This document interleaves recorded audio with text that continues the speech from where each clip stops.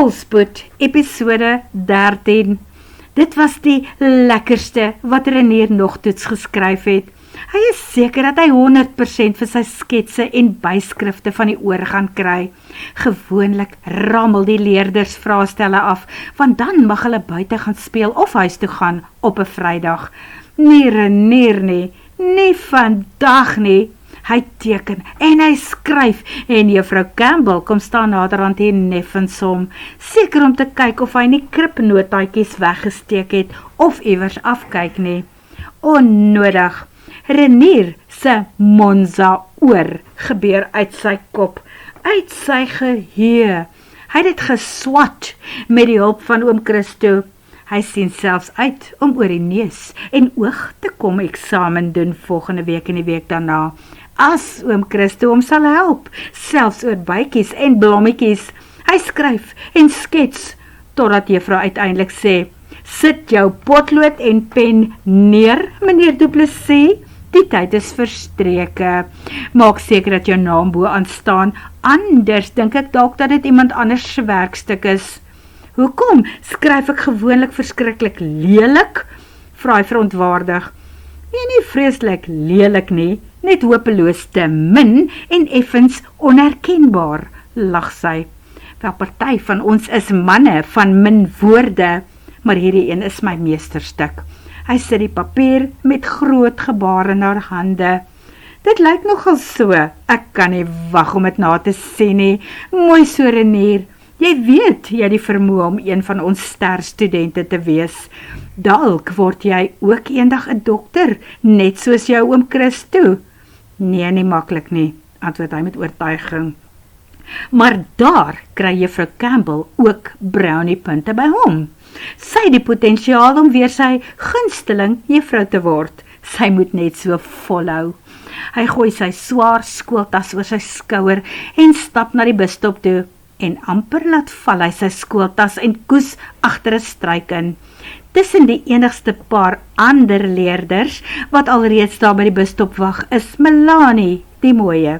Maar soos altyd sit sy weer een kant op haar tas en hou die klomp rondom haar dop. Vandag groet sy hom eerste. Hi Renier, wil jy hier by my kom sit? Wat 'n vraag is dit? Hy hoef nie eens te antwoord nie. Hy stap nader, laat sak sy tas daar langs haar en gaan sit op sy alie op die randsteen van die teerpad. Daar is altyd goed om te gaan haal vir ma by Solomons, wanneer hulle Pretoria se kant toe kom. Ma brei, ma hikkel, ma se vingers is nooit stil nie, besef Christo met deernis, toe hy 12 uur by die winkel instap. Hy is hier met die rooi en wit BMW, maar hy het nie sy oranje oorpak aan nie. Hy is nie aan diens nie, hy is in diens van sy ma. Hulle het net nie al die mooi goed daar in Nylstroom, wat daar in Pretoria by julle by Solomons is nie, sê sy altyd vir hom. Een of ander briljante bemarker hier in Pretoria Noord weet hoe om sy ma van haar fondse te verlos.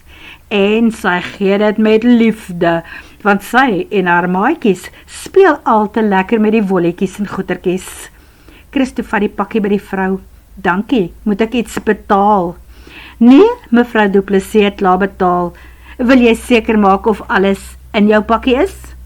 Is alles daar, vra hy. Alles is daar, ek het self gekyk. Wel dan glo ek jou, hoe sal ek weet waarvoor om te kyk? Hy gaan sit die pakkie agter die sitplek op die grond, en toe maak hy die voordeur oop en skuif agter die steerwiel in. Sy pad terug neem hom verby die hoërskool. As daar meer kinders vir die bus gewag het, het hy hom seker gemis, want dit is nog nie heeltemal skool uitkomtyd nie. Maar die volgende oomblik vlieg 'n kind van die sypaadjie af en waai met 'n lang arm. Renier! Christo trek van die pad af, hou stil en wag. Duidelik is sy broerskind al op pad huis toe. Wel, dit is darm Vrydag. Oom Christo, dankie dat oom gestop het. Kan ons asseblief vir Melanie by haar huis gaan aflaai? Dit is op pad, en dan gaan wys ek sommer vir oom daai nuwe swart kar van my. Christo draai effens om in die sitplek om te sien na wie Renier beduie. Melanie, Amy se dogter van die hotel. Hulle bly nie meer in die hotel nie, oom. Hulle is uitgeskop daar. Hulle bly nou by Tannie Rozaan van Villa Schultz. En jy wil hê ons moet by Villa Schultz aanry. Christo huiwer. Ouma, hulle is op pad na my toe. Ek kan nie dat hulle by Dooiemansdeur aankom nie. Net vinnig, oom, asseblief. Christo kyk weer in die meisiekind se rigting. Sy staan al regop met haar tas in haar hande, pure afwagting. Hoe kan hy nou nee sê? Hy antwoord, roep haar maar ons gaan haar net aflaai en vinnig na die kar kyk, dan gaan ons huis toe. En mag sy voor langs oom sit, sy het gevra. Nee, jy sit voor langs my. Dis nie asof hy verskool dogters se bene sal wil kyk nie, maar daai rokkie van daai kind sit net onder die broekielyn, verflaksman. Renier maak die agterdeur vir haar oop en die kind skarrel in. Middag dokter, sê sy, middag Melanie. Wanneer Renier ingeklim het, kyk Christo voor hom en toe regs om te sien of die pad skoon is en toe begin hy ry. Daarna vra hy vir Renier, en het jy toe vandag die oorwin? Jessie oom, ek dink ek het die beste in die klas gevaar. Ek het geskryf totdat juffrou Campbell letterlik die papier onder my hand uitgehaal het. Dit was so lekker. Volgende week is dit die oogse beurt en daarna die neus- en asemhalingsstelsel. Gaan oom my help daarmee. Doen julle daai goed al in standaard 6? Vra Christo. Graad 8. Man, graad 8 is standaard 6. Ek is mal oor biologie, praat Melanie nou van agteraf. Sy kom sit hier reg tussen die twee sitplekke. Biologie is my heel beste vak. Ek wil ook eendag in 'n mediese rigting gaan. As ek nie keuring kry om dokter te word nie, dan gaan ek verpleeg, miskien teatersuster, spesialiseer, of dalk in 'n rigting soos radiografie, enige soets. Nogal nee, dink Christo, en sien uit die hoek van sy oog hoe Renier in totale verwondering en verstomming, byna 180 grade in sy veiligheidsgordel omdraai, om na die meisiekind agtertoe te kyk. Biologie, is dit jou gunsteling ook? Ek hou ook van biologie.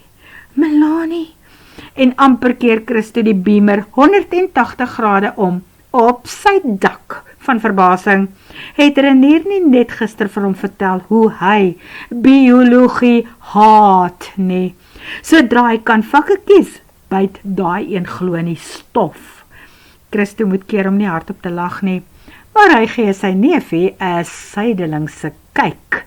En Renier gee hom 'n glimlag wat sal veroorsaak dat die sonlig in suiwer goud verander.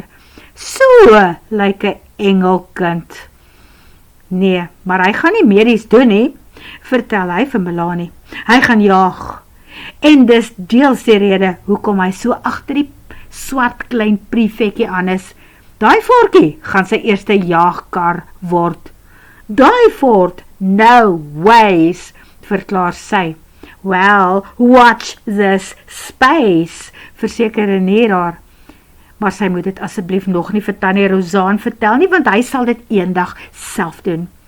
Daai eendag, die behoort eintlik seker vandag te wees, kom het by Christo op, voordat sy die voortjie aan die kind oorhandig. Hy kan net dink hoe sentimenteel sy dalk oor die karretjie is, veral nadat hy gister uitgevind het dat dit haar man en seun was. Maar nee, hy gaan nie nou weer daaraan dink nie. Christo luister net met 'n halwe oor na die gesprek hier by hom in die kar. Hy het groter probleme. Hy dink aan die 2 kere wat hy en Rozaan Schultz met mekaar te doen gehad het, en daai 2 kere het nie goed afgeloop nie. Hy hoop maar dat sy of nie daar is nie, of liefs nie haar mooi gesiggie sal wys as hy sien dat dit hy is, wat daar by die kinders op haar grasperk by die swart karretjie is nie.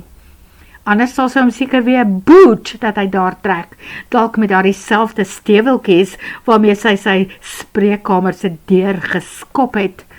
Dit is nou as daardie oulike skoene van haar nie van die donkieskop teen die hout omgekom het nie.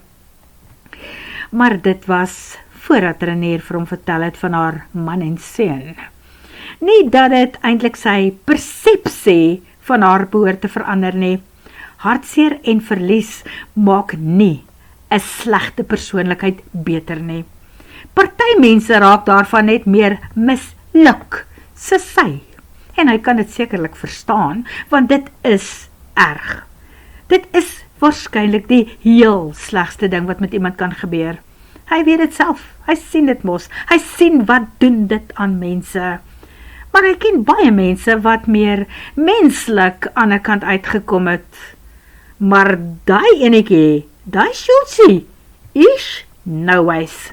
Dan aan die ander kant, stap 'n klompie kilometers in so 'n persoon se skoene. Kyk, hy kan nie sê dat hy haar ken nie, en eintlik weet hy niks van af nie. En dit is perfek so. Hy moet homself sommer nou al voorneem, dat dit presies is hoe dit gaan bly. Hoe minder hy weet van die vrou, by wie René die swart kar nou gaan koop, hoe beter. Los dit net daar. So kom hy hoop nou uit sy hart uit, dat sy nie vandag daar is nie. Rooi, litte en rose, merk René op, toe hulle voor die huis stilhou en uitklim. Ons het 'n troue môre. Tannie Rosanne het vir my en my ma gevra om te help met die kontantkroeg. Die man wat dit gewoonlik gedoen het verlede week weggeloop. Hy het vir haar gesê, sy sien hom nooit weer nie. So hy is nie die enigste man wat daardie gevoel gekry het nie, besluit Christo en sê, die kar is baie oulik, René, en basies ongeskonde. Jy is gelukkig. Ek weet oom Christo en ek sê vir Woesie daarvoor dankie. Wel, solank jy ook net vir die tannie sê wat vir die kar voorlê. Ek sal vir haar sê, oom, wel voordat ons die kar volgende week kom haal. Dalk vandag nog, as sy hier is. Ja, oom Christo, as tannie Rosanne hier is. My ma is nie hier nie. Middag, ek is Siska Schultz. 'n meisiestem laat hulle omswaai. Sorry, maar my ma is nie hier nie. Sy moes nog borde en glase gaan aankoop het na verlede week se happy pool party. Happy pool party? Hoe so? Dit is winter en dit is nog vrek koud, herinner René haar. Dit het niemand gekeer om van die glase en die borde na die bodem van die swembad te stuur nie. Ons het verlede week gaste uit die hel gehad, glo my. Christo du Plessis, en hier is my neefie René, as julle nog nie ontmoet het nie. Christo steek 'n hand uit om te groet. Hy en Siska skud blad, en toe draai die mooie jonge dame na Melanie. Hi Melanie, ek het jou lanklaas gesien. Jou ma is saam met my in die dorp toe. Hulle het sommer die drank vir môre in Rooiwal gaan aankoop. OK, te verstaan. Hulle kontak by die hotel is nou null en void. Dit besef Christo ook. Hy het mos gehoor tussendeur toe die kinders in die kar praat. En dan is Gwen by die kliniek se ontvang. Ook nie die mees diskrete persoon op aarde nie. Sy het mos vertel, hoe is Amy deur haar ex-man, ex-to-be, getimmer daar by die hotel. Wil julle wag vir my ma? Ek kan vir julle so lank tee maak en 'n stukkie koek en soutert sny. Die 3 kombuisdames het dit vanoggend gebak. Klink heerlik, maar nee, dankie, antwoord Christo ferm. My ouers is op pad na my toe. Maar bel hulle oom Christo, hoor waar trek ouma hulle is. Hulle is altyd laat en ek is lus vir daai stuk koek en tert. Ouma bring waarskynlik self koeke en terte en beskuite en wie weet wat nog van daai kant af, sê Christo. Ag kom nou Christo, seuns van daardie ouderdom kry nooit genoeg nie. Ek gaan sit die ketel aan en julle kom in sodra julle reg is, sê Siska. Melanie, wil jy gou jou tas gaan neersit? Dan kom help jy my gou met die koppies en perrings. Laat ek jou tas vir jou dra. Daar is wip in René se stap. Vergete is sy been, waarvan hy so mooi gevra het om die res van die week afgeboek te word. Is dit nie lekker om jonk en sorgvry te wees nie? Christo weet hy's uit oorlie. Hulle is 3-1, daarom haal hy maar sy selfoon uit sy sak en bel. Waar trek julle ma? Ons is nog in Nylstroom, Boeta. Jou pa het mos vleis gekoop en hulle het nog nie klaar gepak nie. Mense sweer daar is nie vleis en Hammanskraal by julle nie, soos wat jou pa altyd koop voor ons ry. Maar jy weet mos, Frank hou van goeie wors, nes jou pa. Maar ons ry al amper. Wel, kyk net, laat pa mooi ry. Christo skakel sy foon af en kyk in die rigting waarheen die 3 kinders gestap het. Dit is dan seker waarheen sy voete hom ook nou sal moet neem. Teen wil en dank. Gelukkig het sy een wens intussen waar geword. Mevrou verskriklik is gelukkig nie hier nie. Hy stap teen die trappe op. Ons sit sommer hier by die eetkamertafel. Siska wys na 'n oop stoel. Sit gerus, Christo. Ek hoor by René en Melanie dat jy eintlik dokter Du Plessis is. Jammer, moet ek eerder vir jou dokter sê as Christo? Nee, jy kan seker maar vir my Christo sê, as jy gemaklik is daarmee. Genigtig, hoe oud is hierdie meisiekind? Sy is beslis nog nie 20 nie, maar nou ja, dan is dit die 21ste eeu, en sy is seker 'n bietjie groot vir haar skoene soos die meeste van die ander van hulle. En mense het daarom name gekry om aangespreek te word. Melanie kom sit teekoppies reg, in perrings met klein bordjies langs aan. Een kant is daar 'n uitstalkas. Christo draai om en loer daarna toe. Daar is 'n troukoek in, met 'n mannetjie in 'n swart pak en 'n poppie in 'n wit rok. Griesaam, besluit hy en draai om. Siska sien dat hy gekyk het en sy vra, wil julle dalk elkeen 'n stukkie troukoek ook proe? Nee, dankie, antwoord René dadelik. Ek sal ook daai een laat verbygaan. Baie dankie, stem Christo saam. Troukoek sal sy eetlus permanent laat verdwyn. Wel, hierdie vrugtekoek resep wat my ma vir haar troukoeke en kerskoeke begin gebruik het, het nie suurlemoenskil in nie. Dit is die suurlemoenskil wat daardie bitter nasmaakie in 'n vrugtekoek in jou mond nalaat, sê Siska eers weer. My ma se koeke is regtig aan te beveel. Dit is nie net die koek nie, dis gewoonlik die hele pakket wat 'n nasmaakie laat, brom Christo onderlangs, voordat hy 'n ordentlike wag voor sy mond kon aanstel. Resep, help Siska reg. Koeke word van resepte gemaak, maar soos genoem, ons gaan vanjaar Kersfeeskoeke ook bak. Kersfeeskoeke moet lank staan, sodat die geur behoorlik deur die hele koek trek.